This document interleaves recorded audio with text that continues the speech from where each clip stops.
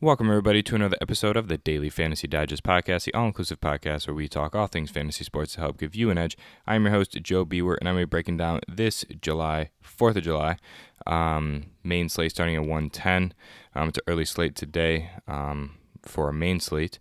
I'm going to do a quick recap of yesterday called Yanni Chirinos ended up getting delayed pitching until today, which kind of sucked for our pitchers, but Duffy ended up pitching pretty well, scored average, which I was assuming so, and then bats for Philly.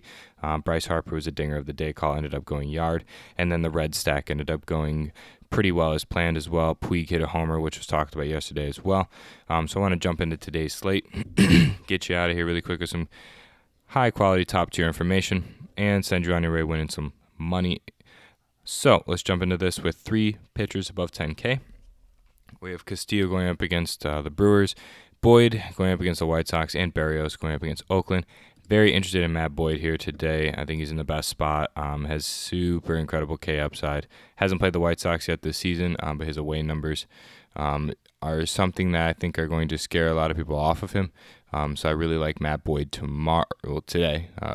And then another pitcher I like is paying down for Jose Quintana. The Cubs have been struggling a little bit lately, but Quintana is a flyer play for me. I think he has some really good K upside, which is not the pitcher that he used to be last year, but Pittsburgh really struggles with lefties.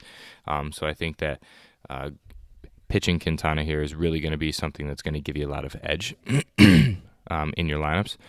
As far as any of the other pitchers, the only person I do like Chirinos tomorrow, and I do like Malone as like some other GPP switching off of Boyd and Quintana, but I don't like Berrios, and I don't really like Castillo going up against a hot Milwaukee lineup. So I think that Boyd's the best bang for buck lock and load pitcher. Now, let's get into some bat stacks because there's a lot of decent pitching matchups today, so it's going to be hard to find some bats. But if we look over here at Minnesota Twins, Max Kepler, Polanco, they're all so underpriced, as well as CJ Cron. They're just so underpriced that it's not even funny. So I think loading up on Minnesota here is just going to be the way to go. And then the other bat stack I really like is the Tampa Bay Rays. Tommy Pham and Garcia are also super, super underpriced. And I think that you can, kind of drop down for somebody like Willie Adame, somebody like that. But I think that running a, minimum price catcher again, like John Hicks against Reynaldo Lopez, just opens up the floor for some 3,800 players that you can get at second base. You can get somebody low, from any other games. I think attacking Reynaldo Lopez is a way to go. So Ronnie Rodriguez here, Beckham, any of these players that are really going to be able to exploit Reynaldo Lopez's fastball is going to be definitely something that you're going to want to look at.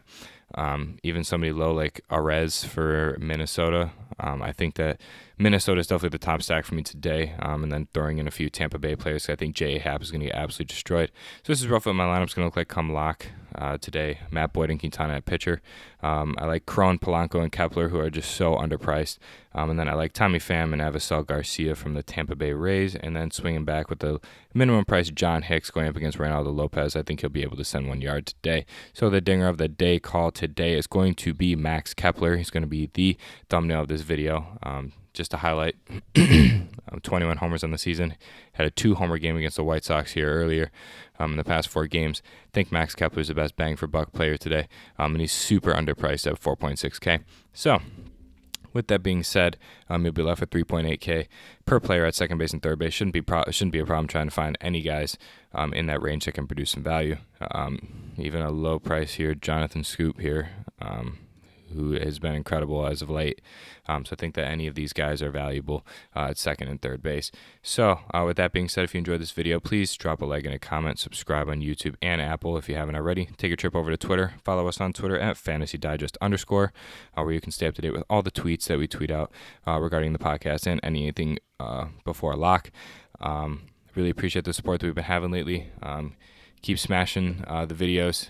Really appreciate it as well. We'll be doing a giveaway next week, like I mentioned in previous videos. So stay tuned for that. And good luck to everybody. Happy 4th of July, and let's go make some money. And we'll see you next time on the Daily Fantasy Digest podcast.